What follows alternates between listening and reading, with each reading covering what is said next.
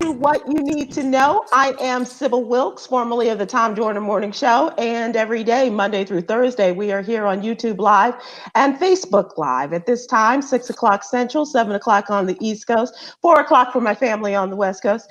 And we talk about what is affecting the African American community. As I learned from Tom Joyner many years ago, how to super serve our African American community.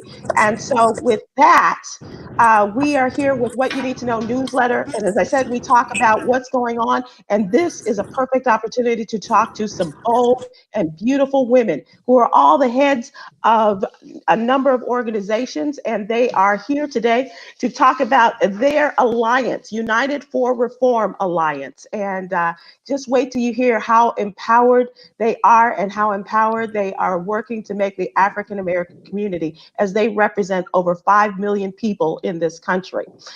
With that, and we will introduce all of the members of the organization, but we want to start off with the president of Alpha Kappa Alpha Sorority Incorporated, Dr. Glenda Glover. Hello, Dr. Glover. Welcome. Hello, welcome. Thank you very much for inviting us.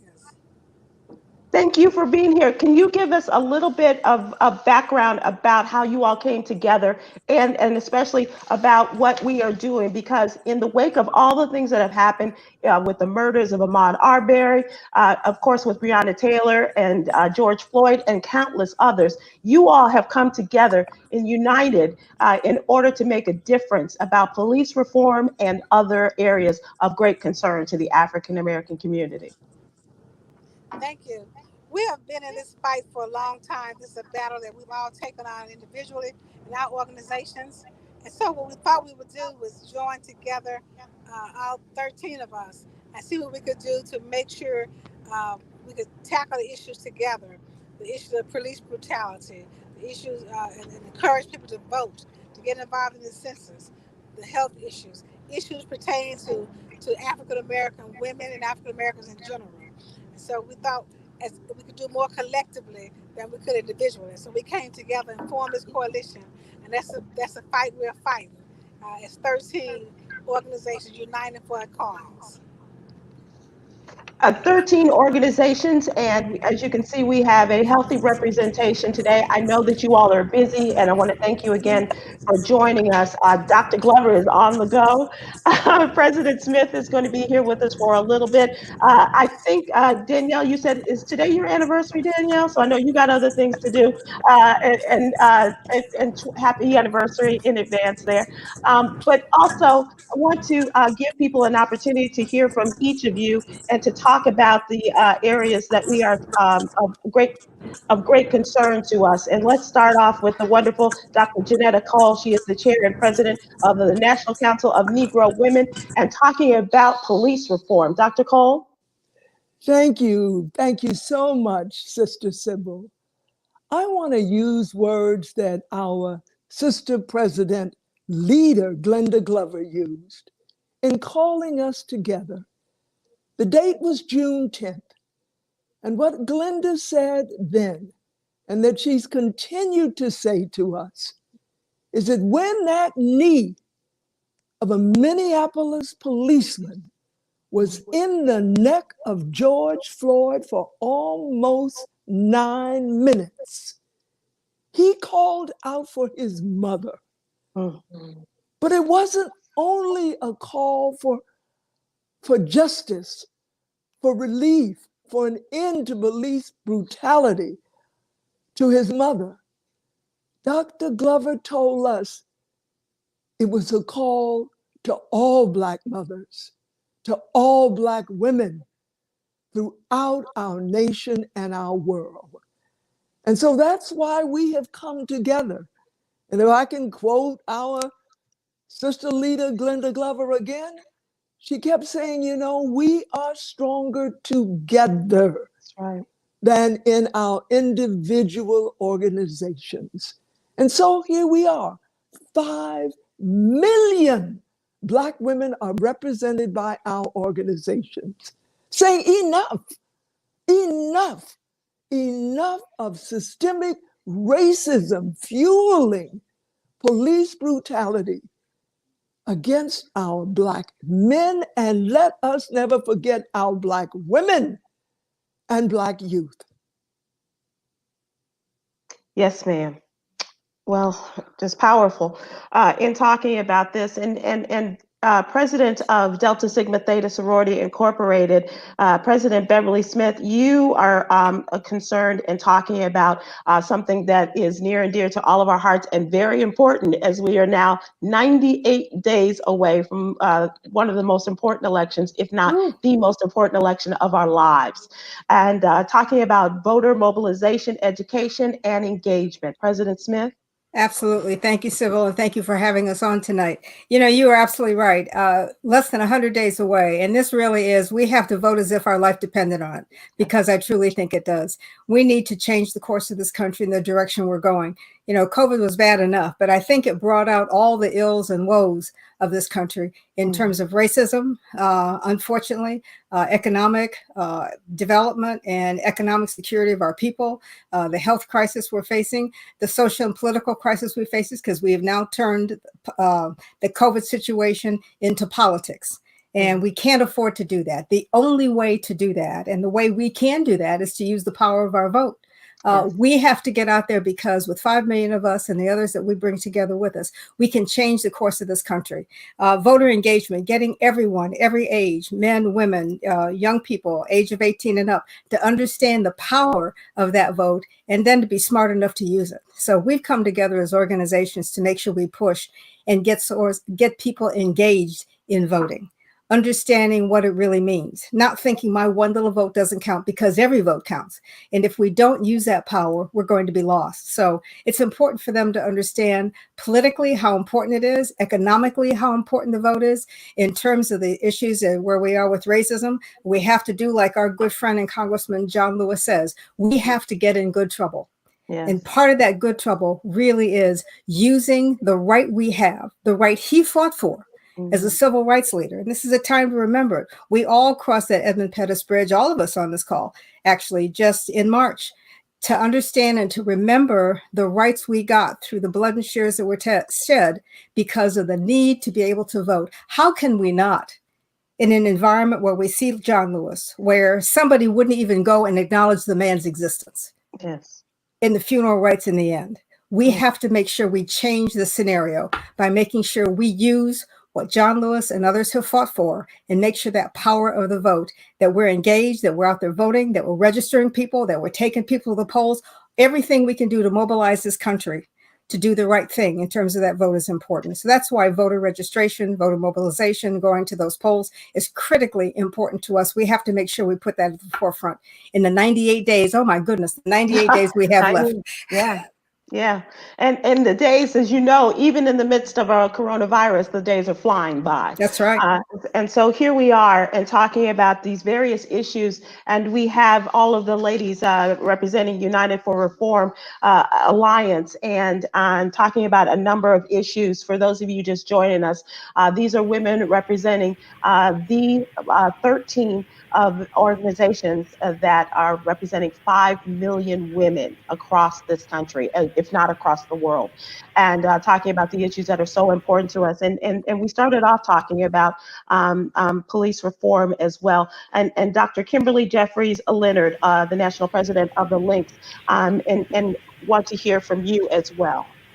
Thank you so much, Sybil. I'm really very pleased to be here. And I'm so pleased to be here with these dynamic women in these organizations that we represent. And as Sister President Cole said, the reason why we were brought together, one of the catalysts was around the issue of police reform, when President Glover said we must come together.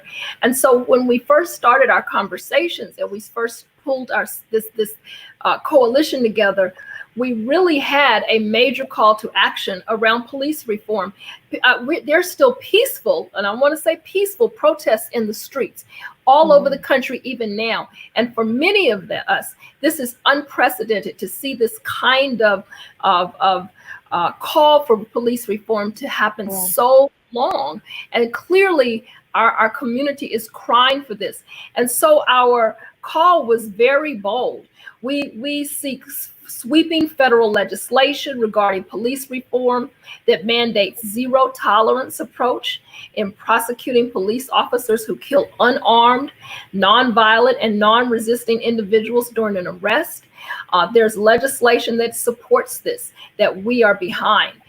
We are calling for decertification or termination of police officers who use lethal force in nonviolent offenses, eliminating the use of chokeholds in all forms, creating a national database registry to restrict rehiring of law enforcement officers that were terminated with cause by other cities and states. We see this happening all the time. Mm-hmm. We're asking that all police officers be required to wear body cameras, and terminating those officers who intentionally turn their cameras off. We're asking for psychological evaluation of police officers before they're hired, and periodic evaluations of police officers while they're employed. We're asking for a citizens review board to review and report police misconduct complaints. We're mandating gun violence prevention education and training, and the push for a passage of hate crime statutes. And we know that these things may look different, but we have organizations that are supporting what we're calling for. We have members of Congress that are supporting this, and our communities need it. We have to be able to have that trust. We know it's not a lot, but it is that those few bad apples that really do bring these things to light. I got to tell you, Dr. Kimberly Jeffries Leonard, they could have used you today at the House Judiciary Committee meeting. I'm just saying, the way you just laid this out so beautifully, and what the needs are, and not to make light of the seriousness of this, but to be as succinct and very, very planning ahead and looking to all of this and playing a game of chess, not necessarily checkers, as some of these are. Thank you so much. And as we also talk about what is going on in our community, let's go to President and International President and Chairman of Sigma Gamma Rho Sorority, and say hello to Deborah Ketching-Smith, and talk about the engagement as we move and as we're talking about these things, and those who are on board, but talking about engagement with elected officials. Hello, President. Hello, thank you. First, thank you so much, Sybil, for giving us this great opportunity to come forward with critical information and a call to action. I also want to thank Dr. Glenda Glover for her leadership in coordinating this magnificent coalition. However, I do want to point out, all of us have worked together over many years on various matters throughout our communities. This is the first time we've come together publicly as a coalition, but do know that we are all sisters. We are all invested in our communities, and we understand and recognize the importance of being unified, especially at this point in time in our history in this nation. And so one of the things that I do want to do is to applaud the sorors of Sigma Gamma Rho for their level of engagement, and all of our organizations represented here today. We are all working and doing the work in our communities to make impacts. The area of engagement is so important. It's about making sure that on every local level, we understand who is sitting in the seats in the various roles that are elected politicians. So many of us don't have that knowledge. We can no longer continue to function in our own communities under that particular circumstance. We have to know and recognize all elections are important. You must be involved in the local elections, from the sheriffs to the prosecutors, the school board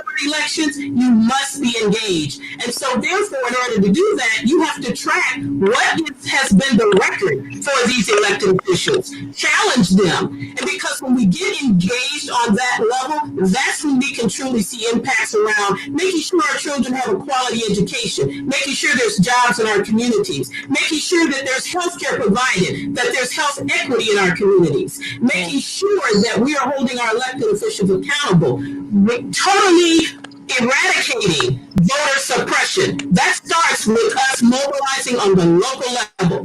The federal government is not enacting the laws, as you would say, particular to voter suppression. Is happening at the state level. It's happening with the Secretary of State. That's why we must be engaged, and it's so important for us to all activate at this moment in history.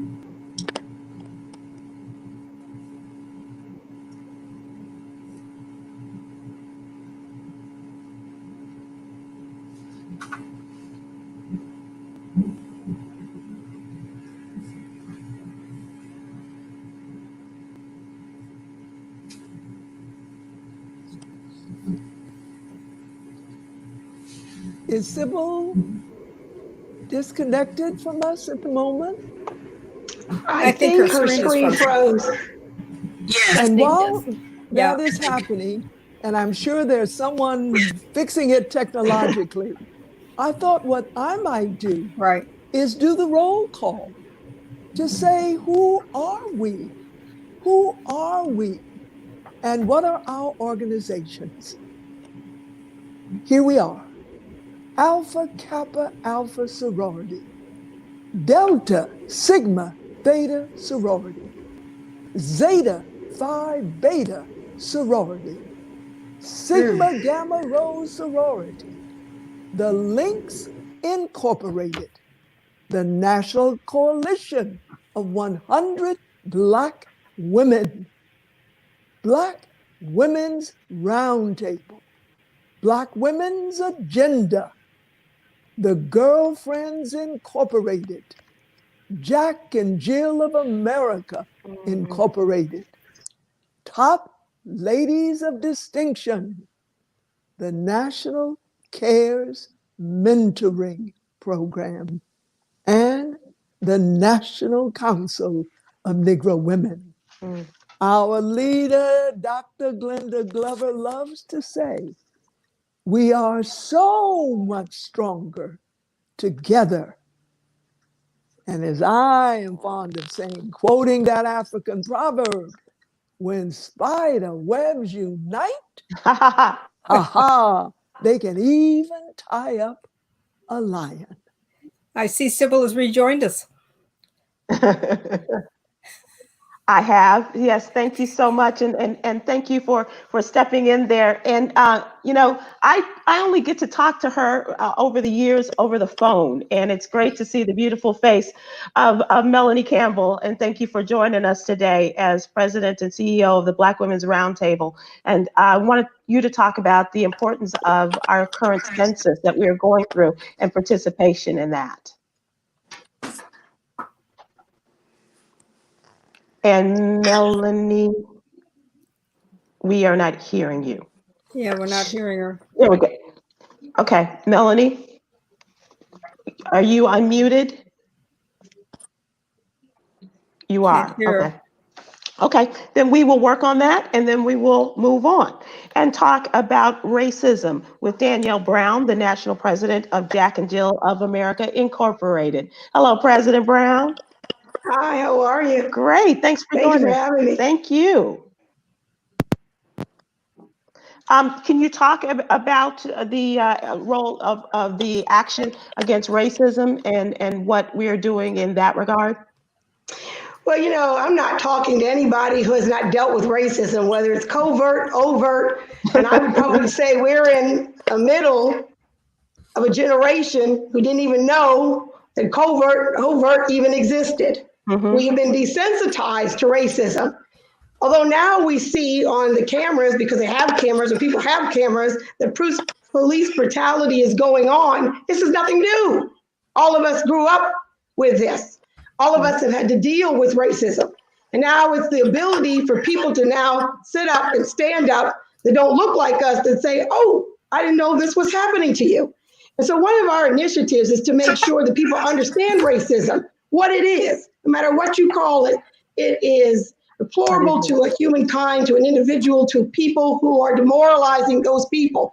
And as I tell people, if it happens to us, then it can happen to you. It's the ability to have the conversations with people that don't look like you, to be able to sit there and have those conversations, to let people understand what's happening to you, why it's wrong. In my organization, we deal with children, all kinds of children from 2 to 19 years old. And so we listen to our children. I was taken back by them and their experiences. And so many of them 2, 3, 4 years ago didn't even know they were experiencing racism. That's because they had a Black president. And in their mind, everything was good. They didn't see anything. And now we are in a predicament where they're faced with it and they're angry and they're ready to rise up and they're ready to bring others. But I'm very grateful about this movement is I'm seeing more people that don't look like me standing up for people that look like me. And so we have to continue to have those conversations, continue to have courageous conversations with people so that we stand up and say, no more. No more. So I'm grateful to see my young people out there marching, my young people out there standing up. They understand that they're the ones who will win it in this generation. We have to continue to have those conversations, continue to tell people and to remind people so that it will end in our generation. Thank you. No, thank you. That's powerful. And can we also talk, Melanie, can we go back to you and talk about the importance of participating in the census 2020? Can you hear me now? Yes, ma'am. Okay. I tried 2 different earphones. This wasn't working, so hopefully I tried. Again, good to see you, Sybil. Really good to see you. You too. Now I know where to find you. And good to see all of our sister leaders on this call. I'm just always just humbled and honored to be in the mix. So much has been said. One of the things that's still happening, and that's been based on the impact of COVID-19. We would have been saying we were on the back end of getting ourselves counted for the 2020 decennial census, but because of the impact of COVID-19 and this ongoing pandemic, we still have to get counted, and we are way behind. So we're talking about the impact of the census. We have 2 things to do, ladies. I had to do 2. We still have to vote and we have to get counted, and so we have until October 31st now to get counted. But in many of our communities, in the Black community, we're not getting counted. And that means that for 10 years, we would be impacted by whether our money comes back to our communities for so many things that we need for our schools, for our roads, and so many things of that nature. And the census is about money, power, and respect. And so when it comes to power, and as we're going through this COVID-19, I'm a native Floridian. Sorry, Dr. Cole, and we're going through a lot down there in Florida. So, not partisanly speaking, who your governor is, or if you go over there where Dr. Smith is over in Georgia, it makes a difference who your governor is, right? And so, the reality is, we have to worry about these state legislatures that are going to be lines are going to be drawn to determine who's going to be running the state houses. In our states, almost 60% of Black people live in the South, and so many of those places in our communities we're not getting counted because we have so many other things that we're worried about, and we understand that, but we've got to keep pushing to say you got to do 2 things, and it is about our future, and it's about our it's a state of emergency as far as I'm concerned, that we have to make sure our folks know it's important to be counted. It's more as well as voting, and all these other policies won't matter if we have the wrong people in office. So I'll stop there. That's a perfect place to stop. And let me just say, when I was growing up and reading a certain magazine, when we were having an essence moment, we always used to say it 3 times: Susan Taylor, Susan Taylor, Susan Taylor. And so let us go and talk to one of the greatest mentors that she doesn't even know how powerful her voice has been over these many years. And talking about mentoring and the protection of our children, say hello to the great Susan Taylor, the founder and CEO of National Cares Mentoring. Thank you, beautiful. I am so happy to be with you this evening, and thank you for including me. And I'm so glad that I could make myself available. I am honored to be in all of your presence. This is a very, very challenging moment for our children who are struggling in poverty.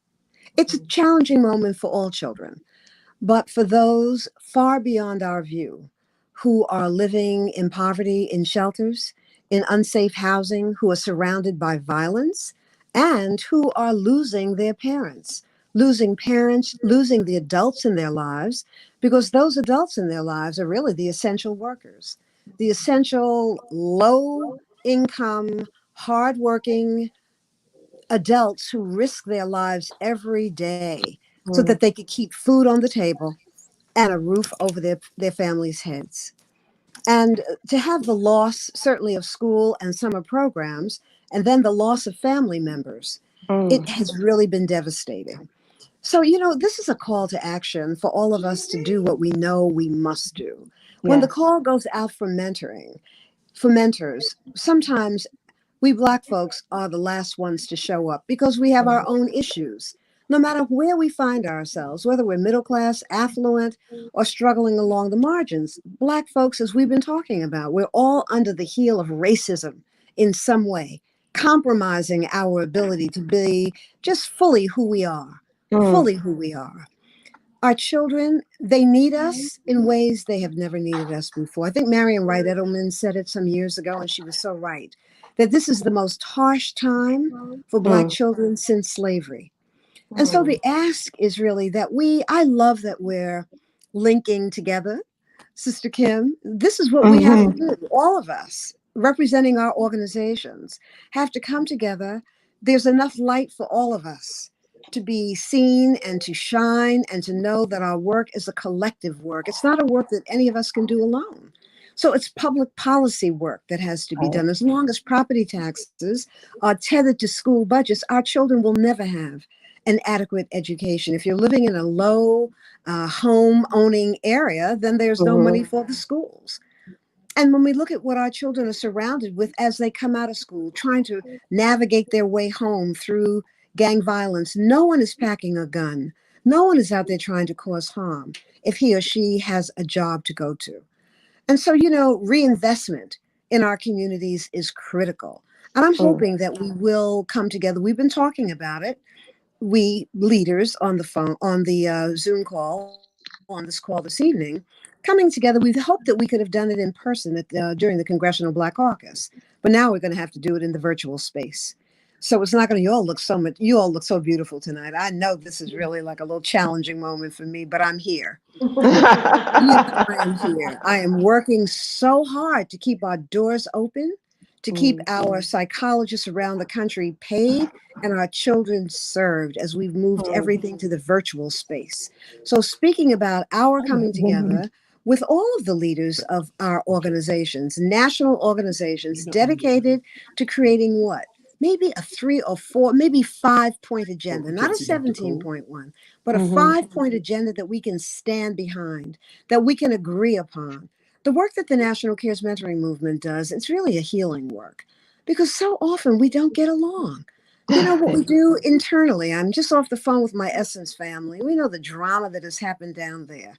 It is so saddening to see that. And this is what enslavement did to us. It turned us against ourselves and against one another. So what we have to do is demonstrate that we can do better than this, that we are better than this, and that we really have a common goal. And that is to advance, first of all, to be well, to take care of ourselves, our bodies, our minds, our souls, so that we can do the serving that is so needed in our community. And so I'm just happy to add my voice this evening and say the children need us. They need us to be mentors. We have to go where they are. So the National Cares Mentoring Movement, we're in schools when they're open. Now we're doing everything virtually. The virtual space has given us an opportunity to have our psychologists in Chicago mentor the ones in Seattle. Psychologists in South Florida are now speaking to our young people in Boston. So the virtual space has brought an opportunity that was unforeseen. And I'm hoping that we will come together in a virtual, on a virtual platform, all the leaders of our major national organizations, and really come up with a 5-point agenda, stand behind it, push for it, and really create America the Beautiful that we feel from our hearts and can sing with passion and truth. We're not there, but we can make it so. Let me just say, I don't know who's on that short list for Vice President Biden, but I see all the faces that should be on the list right now because of what you're saying and the power and the vision that you all have. And I really appreciate being a part of this and having you all here on this platform. President Smith, I was thinking about what you are doing in terms of voter engagement and wondering if with all of the horrific things, the effects of the coronavirus on our homes, on our communities, on our families, do you think that the opportunity to vote is enhanced in some way because we will have our children with us and we can all go together as a family? Or do you think that, or with the necessity of mail-in voting, that that's going to help us as well? You know, I'm very concerned about voting. And the reason is because we are staying home. There is fear out there in terms of what the polls look like. I look at Georgia, unfortunately. I live in Georgia. No, I'm not going to say unfortunately. I love Georgia. Let me not say that. But the environment here is not one where going to a poll, I mean, during the primaries that we had, it was disastrous. I'm hoping that we had sense enough as communities to learn from how those primaries went. We saw the issues. It gives us an opportunity to get ahead of those issues in terms of what they are. We should encourage our families to take their children. I know my kids always take their children with them when they go to vote in the polls because they need to understand and see the process. We need to ingrain that early in our children. I think we have an opportunity to get ahead of the game in making sure that voter suppression doesn't happen because we have seen what it can do. So the opportunity to make this work well, because we've kind of seen the games that are played in advance, we should be smart enough to use that opportunity of what we've seen to move ourselves forward to make sure we get ahead of those issues. I've already got my absentee ballot in the mail. We need to encourage that as much as we can for people in the next primaries and for the election. We know the kinds of things they're going to do at polling places. So, you know, making sure those machines work in advance this time. We know what to do because we've seen what can happen.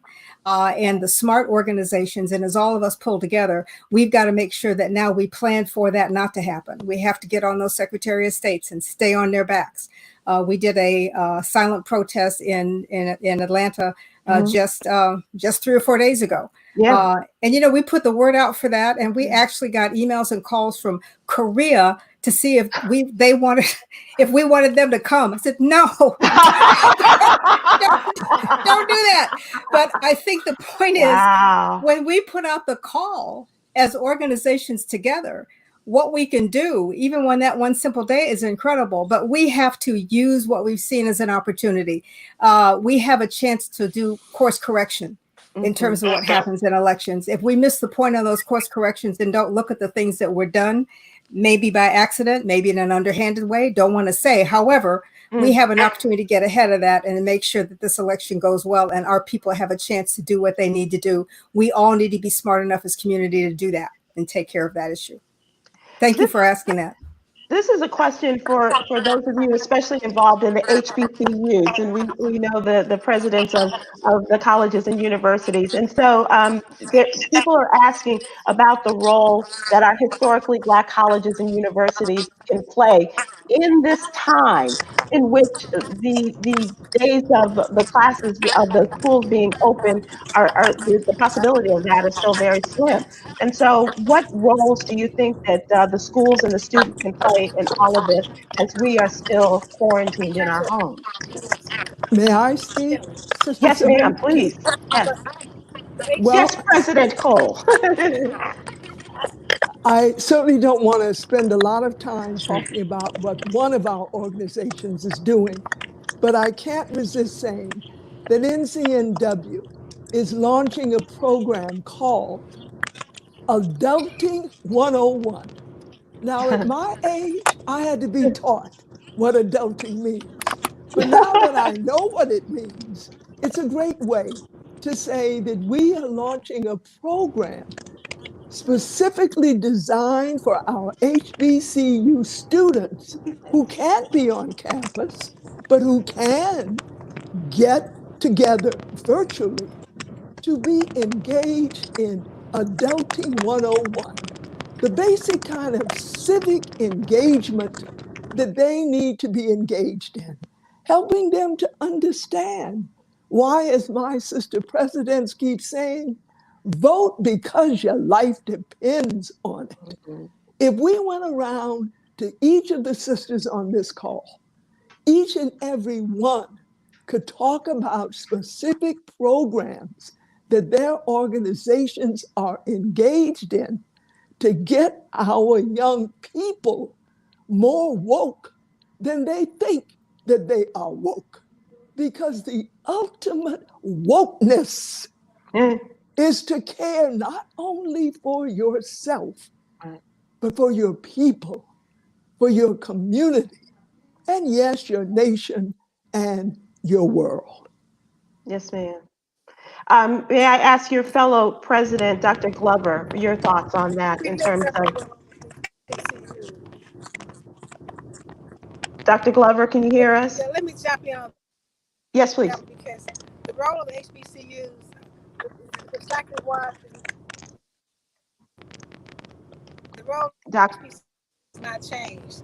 In the 60s and 70s, they mobilized students to get out to vote. They mobilized and organized, just like John Lewis, we honor him, who played CU in Nashville, starting with Fisk and brought in Tennessee State and Meharry. So the role of HBCUs, we have to lift that role up during this election, because laying aside what we're going through right now with this COVID and whether or not we're going to get back in school, that's an issue we have to deal with separately. Right now, we're talking about the issue of voting and getting the young people out to vote. They live in a virtual world. You know, I have 2 children. They grew up virtually, starting with Game Boy and PlayStation. They stayed. That's where they live. So they're happy to participate in this election in this virtual world by organizing their student friends to get out to vote. Voter registration, yes, but we registered a lot of folks to vote already. The ones who've been registered, get them out. If you don't register anybody else to vote ever, the ones who are already registered, get them out to vote. Because we have to vote like we never voted before. Like Deborah said, like our lives depend on it, because our lives do depend on it. And yes, ma'am. The HBCUs are at stake in this next.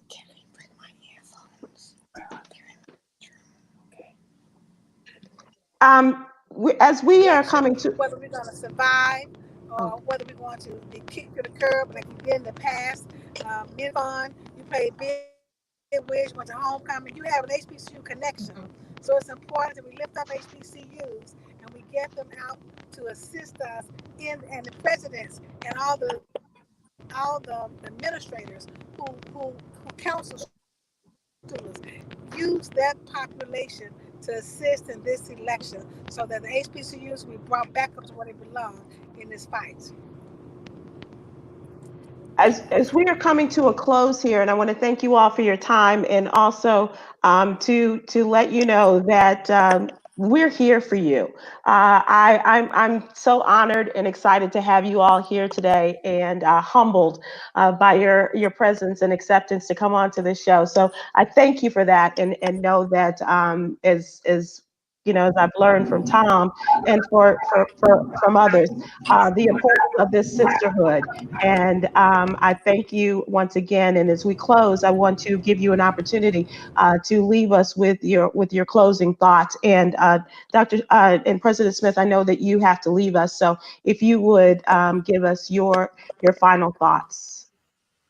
You know, I will. And Dr. Cole reminded me of something that a pastor said on church when I heard on Sunday. And he said, now that we're woke, we got to work. Right. And that is kind of profound in a way, because if we're not woke, then we did, but I won't go there. But anyhow, if now that we are woke, we got to work, and we have to work together to try and get this done. Vote, census, those things are so critically important. If we focus on that and do those things, we can change the world. There's no doubt in my mind. Thank you, Sybil, for allowing me to join you tonight. I appreciate it. It's always good to see my sisters in this movement. Thank you. Thank you so much, President Smith, and to all of the ladies there of Delta Sigma Theta Sorority Incorporated. And let us go to you, Deborah Catching Smith of Sigma Gamma Rho, and talk about your closing thoughts as the international president and chairman of Sigma Gamma Rho. Just your final thoughts, and whether we're talking about engagement with elected officials or if you have something else you wanted to share. Thank you again so much, Sybil. And again, it's great to be among great women. And we know that we have so many great women across this nation that are leading this effort across the nation. Nameless people. What I want to leave as far as my final thought is to the reminder about it matters. It matters our level of engagement on every level. Don't take for granted that what your actions are or are not doesn't have a consequence. And so there are consequences, grave consequences we are facing with this upcoming election in our nation. We must complete the census. We must make sure we are counted. We must make sure billions of dollars are returned to our communities, plus some. We must make sure that we know the issues on the local level, that we make informed decisions when we're casting our ballots, and that it's not just about the election every 2 or 4 years. We must be committed to remain engaged consistently year-round, so that we are not blindsided or not aware of the politics that's happening in our own communities and the decisions that we have trusted elected officials to make on our behalves. So that's what I want to leave, a power and a call for action, so that our communities become more empowered, more knowledgeable, so that we can act to protect our rights and what's in the best interest of our communities. The International President of Sigma Gamma Rho Sorority, and let us go to the inimitable Dr. Janetta Cole, Chair and President of the National Council of Negro Women. I must add my words of gratitude to you, Sister Sybil, because to have brought us together was an action. My thoughts as we bring closure, my thoughts revolve around the extraordinary power of Black women. And that is for us now to continue. When I think about women of a given generation, like, well, of course, like Fannie Lou Hamer, like that great educator, Dr. Mary McLeod Bethune. When I think about a Dr. Dorothy Irene Height, but no less when I think about young Black women, like that Spelman College leader of SNCC, Ruby Doris Smith. We Black women have been in the struggle for both civil rights and women's rights since we got on this earth. And so if ever there was a time for us as Black women to be active, to be foot soldiers, to be agents of change, it is now. And so thank you once again, Sister Leader. Sister Leader. Yes. We wouldn't have convened without you, Dr. Glenda Glover. Nice. Thank you for bringing us together, because to use your words again, we are far more powerful when we are working together as Black women. That's right. That's right. Whew. Okay. Follow that, President Danielle Brown, Jack and Jill. Oh, gosh. Oh, I don't know that I can. Yes, you will. I feel honored. I'm sitting here too. The hairs on my arm are standing up. I'm just delighted to be in this room. I have to say that, these women I really feel connected as my sisters. They each and every one of them are doing great things in their organizations. But when I got the call from Dr. Glover, who had the vision, because you got to have vision to be able to bring it together. I remember some of the things that she was talking about. One of those things was, and let the women lead. We're going to lead and they will follow. So with the 5 million women that we represent, and I can never forget the families. 'Cause come on now, we're leading these households. It's the families. That's over 10 million we're leading. We hope that our men will come and our children will come. And the ability is not for us to talk. Because this is wonderful to be able to have this kind of opportunity to communicate our thoughts. Yeah. But it's when we get off this phone and we begin to walk the walk. And we know that Rome wasn't built in a day. Civil rights has been well before us. I love Maren Wright Edelman, and I've had many opportunities of great conversations with her. And one time she told me the story about Martin Luther King in the sense that she said there wasn't one day, not one day that he woke up and said, am I doing the right thing? Am I moving in the right direction? And it really hit me because I thought he had it all together. No, in the middle of a movement, you may not know what you're doing, but you got to move. You got to do something. And these 5 million women, we're going to do something. We will be heard. And we know when voices are heard, things can change. I believe these women, these leaders with this organization and what we'll be able to lead will make the difference. So I'm grateful to see the changes are going to come because we came together and because Dr. Glover said enough is enough. And I said, I'm here. Thank you. Amen. Melody Campbell, let us talk to you and get your final thoughts as President and CEO of the Black Women's Roundtable. And this is much more important than a red table discussion. We just had that, by the way. I think there's purple table discussion going on here. Power, power, power. Thanks again. Just always an honor just to be here. I talked about the census, but I did forget to tell people one thing. Sure, if you have not been counted, if your household has not been counted, please, you can go online at my2020census.gov. You can dial the phone number 844-330-2020. And if it's still sitting over there on your nightstand, fill it out, put it in the mail. So that's one. Two, I did want to say that we have to, normally, those of us out here a little bit inside baseball, we're organizing ready for September. We don't have that luxury.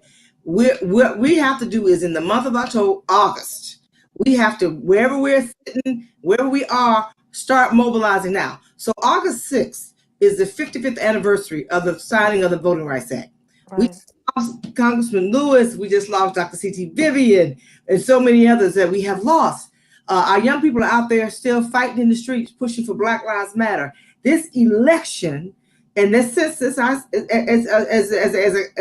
a component of that, but this election will determine whether or not we're going to be able to really do anything about it, or we just have this movement moment and stuff goes. This one is for keeps. So we're doing something. We're saying we want everybody to do something. To say we want all of our folks to take this hashtag.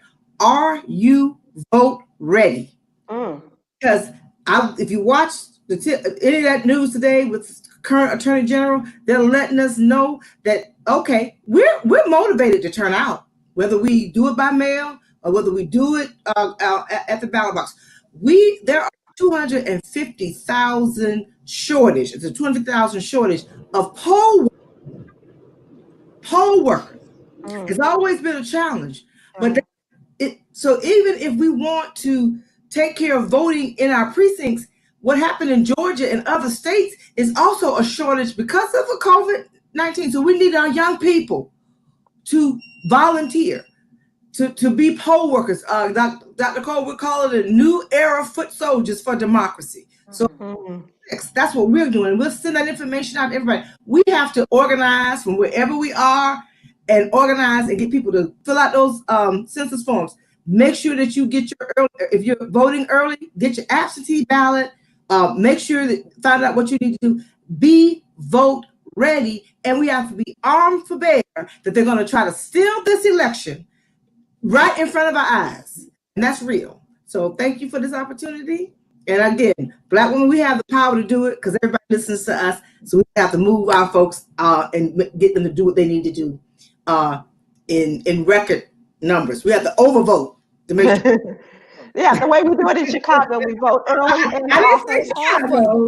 So we have to vote. That's right. That's right. Thank you so much, Melanie Campbell. And let us go to you, Dr. Kimberly Jeffries Leonard, as the national president of the Links Incorporated and the Links Foundation Incorporated. You have closing thoughts. Thank you, Sybil, for having us here. And I also want to just give a big thank you to my friend and sister, Dr. Glenda Glover, for having the vision to pull this group of extremely powerful women together, because we are powerful because of the women that we lead. And that is so very important. I'm not going to repeat what my sisters have said. They have given you the playbook. My sisters of the Links Incorporated, we are working to ensure that our members are registered, our communities are registered, we get to the polls, they understand that the census is critical, our communities. But I just want to leave with this thought. I had the pleasure of hosting Representative Lewis at our legislative luncheon in 2019. And we gave him the Lifetime Achievement Award, and we were hoping that he would be able to receive that in New Orleans. But some of the things that he said that day resonate now and are even more critical. As Sister Melanie said, and other sisters, we know what's happening. We see it, and we have to be the catalyst. But he said to us that day that we as Black women, we have to be the ones to take back this nation. We have to be the ones to get in good, necessary trouble. He said, as women of color, you must continue to get in trouble and redeem the soul of America for a generation yet unborn. That's our charge. We have to honor his legacy, and we have to do everything we can in our power to ensure that we are exercising our right to vote, that we are being counted, because our lives, our actions live, it absolutely depends on it. It cannot be lost on any one of us. Thank you, Dr. Jeffries Leonard, and I'm hoping, oh, good. Okay, great. I would thank you all for your final words and get our marching orders and the final words and the closing remarks from Dr. Glenda Glover. And as you have been so wonderful, also want to acknowledge not only all the good work that you continue to do with Alpha Kappa Alpha Incorporated, but also I want to thank Kelly Sharp for all of her great work in making this happen tonight too. So we leave the final words to you, Dr. Glover. Well, thank you again, Sybil, for inviting us. This has been wonderful. It's always inspirational to hear from everyone else, because we work so hard independently. We work equally as hard together. I do want to thank the members of all the organizations that are represented here today. I want to thank the membership of Alpha Kappa Alpha and the coalition for the service you render in educating and empowering and engaging. We still have to demand justice for Breonna Taylor as we close. That case is still open.